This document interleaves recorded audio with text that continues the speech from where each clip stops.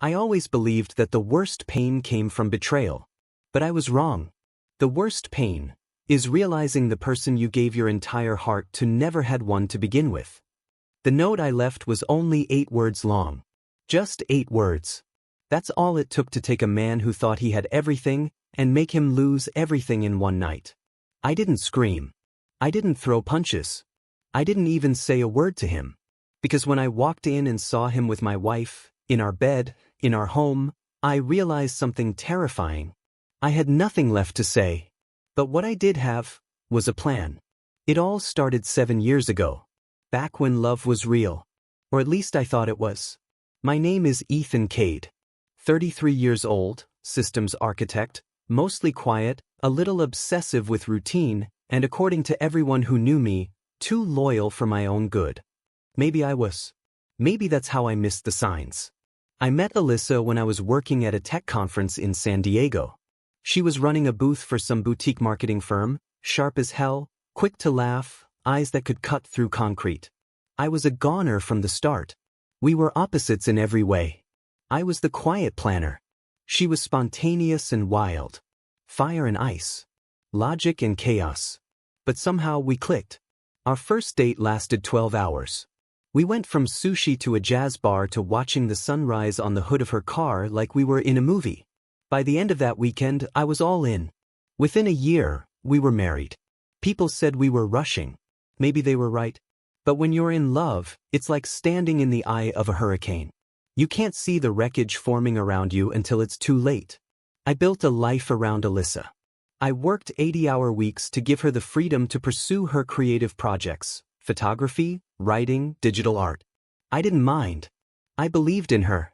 Every new camera lens, every art retreat, every gallery submission, I paid for it all without question.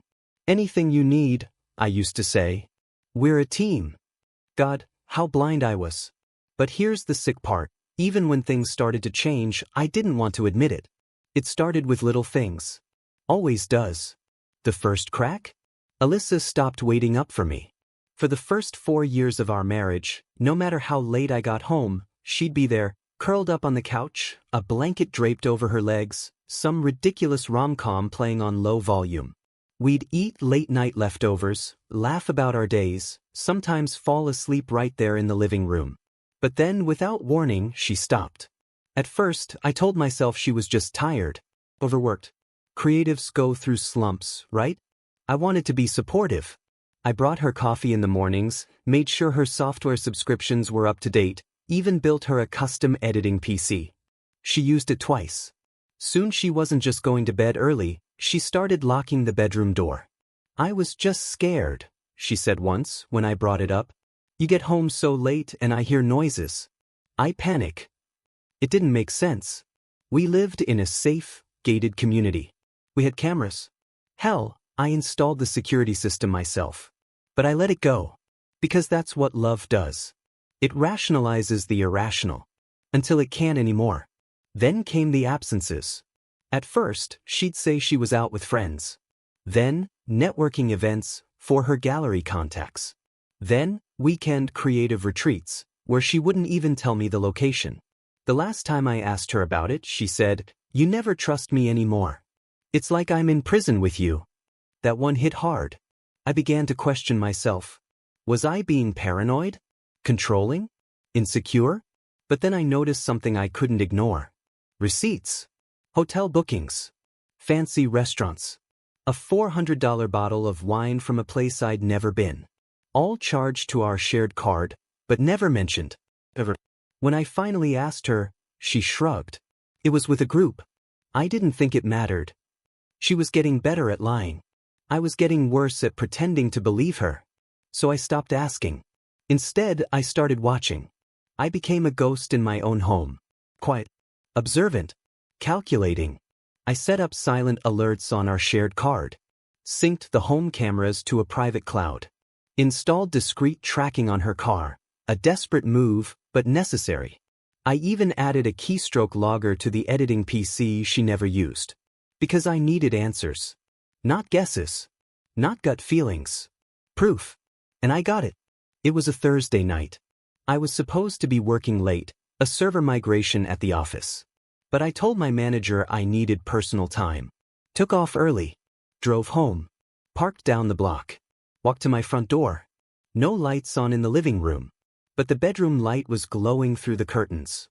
And the faint rhythm of a headboard tapping against the wall? Unmistakable. My heart pounded, but my hands were steady. I'd prepared for this moment. I stepped inside silently. Camera on in my coat pocket. Made my way down the hall. The bedroom door wasn't even fully shut. I opened it, and there they were. She didn't scream. Neither did he.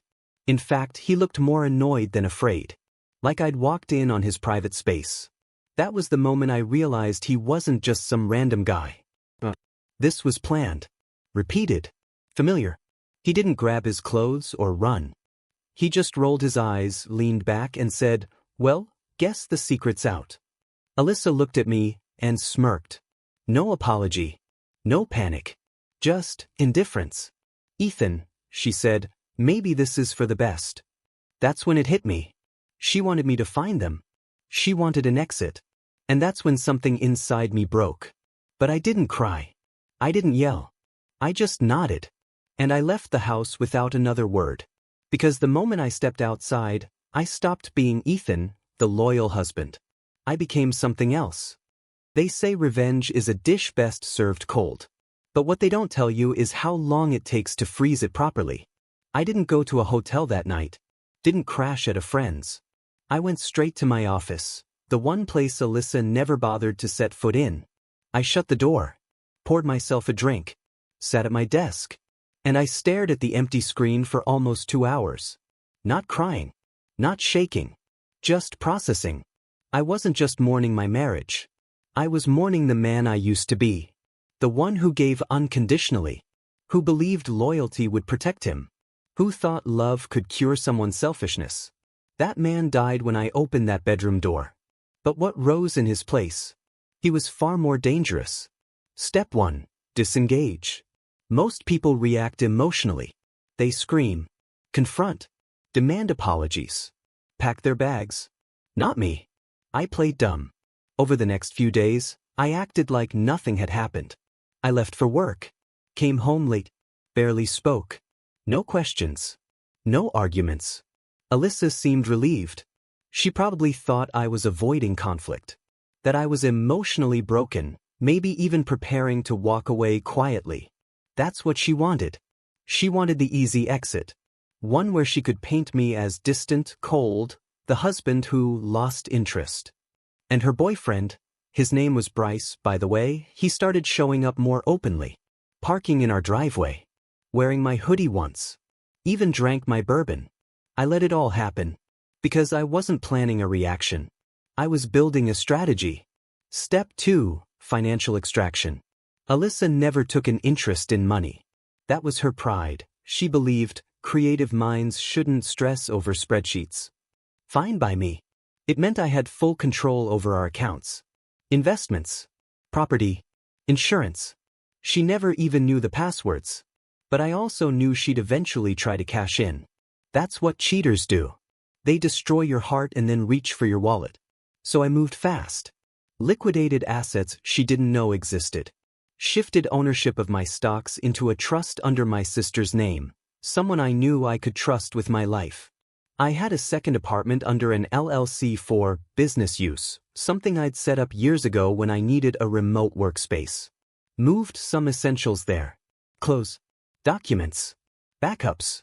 Then I changed the beneficiary on my life insurance. Removed her name from everything I legally could without her consent.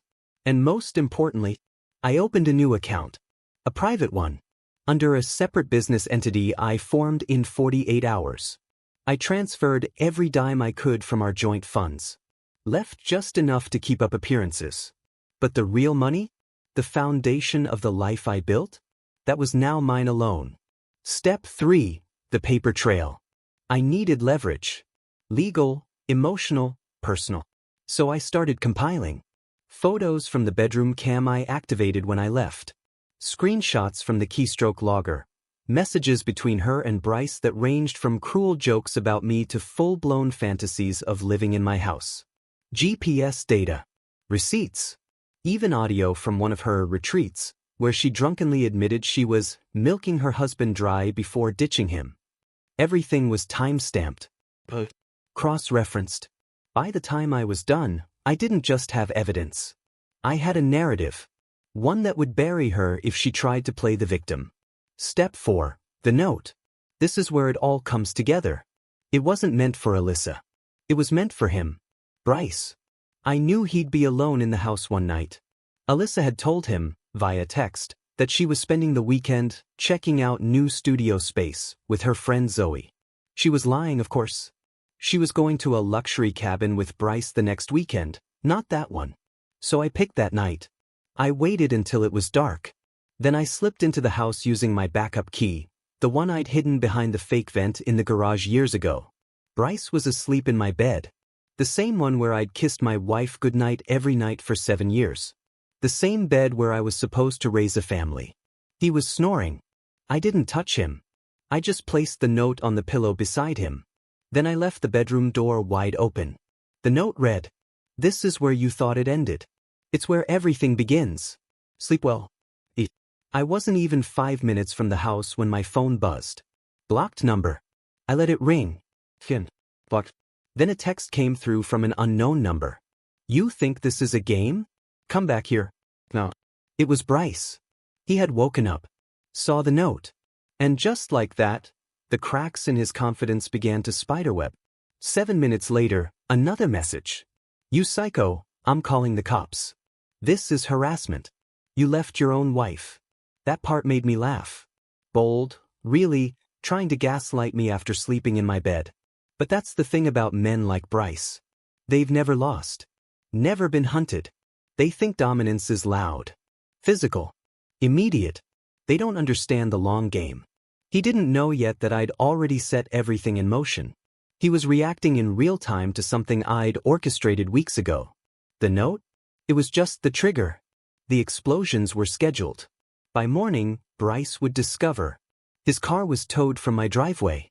Not reported stolen, just unauthorized property. It was now locked in a private impound I owned through a shell company. His name had been flagged at his job for inappropriate use of internal systems, because a small anonymous tip had just been sent to HR with screenshots of him using work devices to message a married woman with photos attached. His phone plan, which he shared with his brother, canceled. By his brother. Because I anonymously forwarded the screenshots to his brother's wife too. And perhaps best of all, the key he used to access my house, lock system replaced. Door cameras were now active and forwarding directly to my private feed. Oh, and that hoodie of mine he was wearing the other day? Yeah, it had a GPS tag sewn into the lining. It was missing from the laundry room. But it wasn't about just tormenting Bryce. He was the side character in all this. Alyssa was the real prize. And she didn't even know what was coming. 2 days later, she came home from her studio scouting trip, carrying new clothes, talking on the phone to someone about branding shoots. I watched her through the cameras. She walked in like nothing had changed. Until she noticed the locks. Then the note on the counter. "Ask Bryce where your world went." That was the moment she realized something had shifted. She called me 13 times in a row. I answered on the 14th. She didn't scream. She didn't apologize. She just asked, voice shaking, "What are you doing?" I replied calmly, "Giving you exactly what you earned." Then I hung up. But I wasn't finished. Not even close. Phase 2, public consequences. I scheduled an event, a gallery showcase she had been planning for months. Except this time I paid for the catering. I also paid for the digital projector. And a little surprise presentation, a study in modern betrayal. As her guests, peers, donors, and art critics began to sip wine and mingle, the projector flickered on. One by one, photos flashed across the screen. Alyssa and Bryce. In my home. Alyssa, texting Bryce cruel jokes about me. Alyssa, describing in her own words how she'd use me until the house was in her name. The room went silent. Her manager looked like he'd been shot in the chest. And Alyssa? She collapsed into a chair. I wasn't even in the room. Didn't need to be. I watched the whole thing from my laptop at a rooftop bar across the city. Sipping bourbon. Breathing deep. That was the moment I felt it. Not satisfaction. Not joy. Closure. The thing about narcissists is, they don't give up without a spectacle. Alyssa didn't disappear after the gallery disaster. Not immediately. In fact, the very next day she marched into my office like she still had the right. She slammed the door behind her and hissed, "You humiliated me. That was career suicide. For both of us." I didn't even look up from my screen. We don't have a shared career anymore. Or a marriage. You made that clear when you started rehearsing lines in my house that weren't part of any play. She scoffed. Then she said something that almost made me laugh out loud. You think people are going to side with you? You're a man. People expect you to be cold. If you keep pushing this, it'll backfire. I'll tell everyone you were abusive. That you made me feel unsafe. That's why I cheated. And there it was. The nuclear card. She was going to weaponize the very system that would have protected her, had she been innocent, and use it to frame me. She really thought I hadn't planned for that. So I smiled. And calmly slid a folder across the desk. Inside, transcripts. Certified transcripts. From private marriage counseling sessions. From couples therapy. Voice logs, even. With her signature on the release forms. Every single one painted a picture she'd forgotten. A woman who admitted to emotional manipulation, who laughed off boundaries, who once said in front of a therapist, "He's a golden retriever. He'll forgive anything eventually." I leaned forward and whispered, "You had your story. I just documented it better." She went pale. For the first time, she realized I wasn't bluffing. Public support turns. That week, 3 of her brand partnerships pulled out of upcoming launches. One posted a vague statement about misalignment of values. The art school she once taught guest seminars at suspended all future appearances. Her friends, the ones who once fawned over our power couple dynamic, went quiet. Some even sent me private messages. Apologies.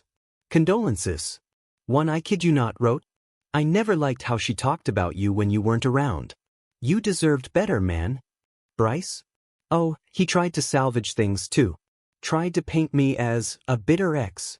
Even posted a selfie with Alyssa a week later captioned, "Stronger than the hate." But within 48 hours, someone in his own friend circle had shared our chat logs. Screenshots. Time-stamped proofs. Forwarded straight to his employer. The caption on the post that went viral? Stronger than the truth? Let's find out. He was let go that Friday. Alyssa sinks into the spiral. I stayed silent online. Never engaged. Never commented.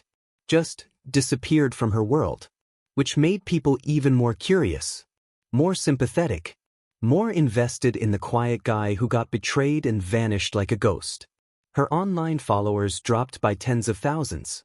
Her brand, her identity, was now associated with the word cheater more than creative. She sent me one last message. "You're not just ruining my life. You're killing everything I built." I didn't reply. Because here's the truth. I didn't ruin anything. She handed me the match, the gasoline, and told me I wasn't man enough to light it. It was 2 months after the gallery incident when I got the letter. Handwritten. No envelope. Just slid under my door like we were back in middle school. You win. I don't know what else you want from me. I've lost everything. My career. My credibility. I even had to move in with my cousin because I can't afford rent anymore. I get it. I hurt you. But please. Please. Let it go. There was no apology. Not really. Just desperation. Alyssa wasn't sorry for what she did, she was sorry for what it cost her. And she still didn't understand. I had already let it go. I had nothing else left to take. Everything she lost was just gravity catching up with the weight of her own actions. But I wasn't done yet. Not with my own story. Because revenge isn't the end of the road, it's just the end of their chapter. Mine was just beginning. So I did something most people wouldn't expect. I wrote one final note. Just 5 words. You were never the victim. Then I took that note and slid it into a small padded envelope, along with the key to our old storage unit. Inside that unit? Everything she once begged me to keep from our marriage, our wedding album, love letters she wrote when she still meant them, and an untouched recording of a conversation she once forgot was being recorded, where she admitted cheating the first time during our second year. Let her sit with her ghosts. I walked away for good. I moved, cut contact with her friends, blocked her family. I changed my number, my email, started fresh. I didn't need closure from her. I had created it for myself, brick by brick. And as for Bryce? Last I heard, he was waiting tables and sleeping on a buddy's couch. He tried to apply to 3 different firms in the same industry. Each one had mysteriously received a full breakdown of his extracurriculars from a concerned source. No one touched him. A year later, I opened a new gallery. Quiet, minimalist, my own vision, untainted. And I met someone. Not someone who worshipped aesthetics. Someone who laughed easily, asked questions, spoke in full truth, even when it was inconvenient. She'd been burned too. Not in the same way, but deep enough that we recognized each other in the wreckage. We built something slowly, honestly, no secrets. And every now and then, when she asked about the past, I told her what mattered. I once wrote a note that shattered someone's night. But what really changed my life was choosing never to write another one like it. Final message. To anyone who's been betrayed, gaslit, or broken. You don't have to burn down their house to win. You just have to walk away while it's collapsing. Let them wonder where the flames came from. Let them choke on the smoke of their own destruction. And then breathe freely in the air they never thought you'd reach.